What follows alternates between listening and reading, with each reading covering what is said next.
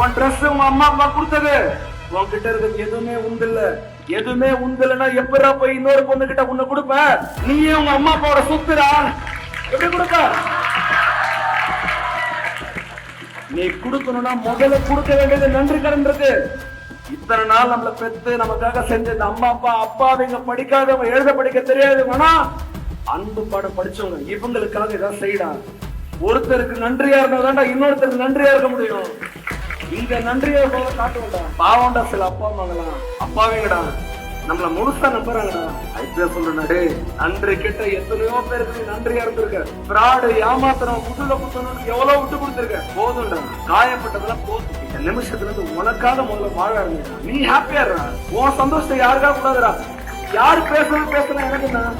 உனக்கு நான் வேணும்னா நீ வந்து பேசு. நான் போய் கெஞ்சலாம் முடியாது, கெஞ்சவே மாட்டேன். இப்பயே சொல்றேன், மத்தவனுக்காக போய் கெஞ்சலாம், கையெஞ்சலாம், 4 ஏழைக்கு ஹெல்ப் பண்றா, கெஞ்சலாம். உங்க அம்மா அப்பா உடம்பு சரியில்லை 4 பேர்கிட்ட கெஞ்சியா, டாக்டர் கிட்ட போய் கெஞ்சலாம். ஆனா அன்புக்காக போய் கெஞ்ச முடியுமா? அப்படி அன்பே வேணாண்டா.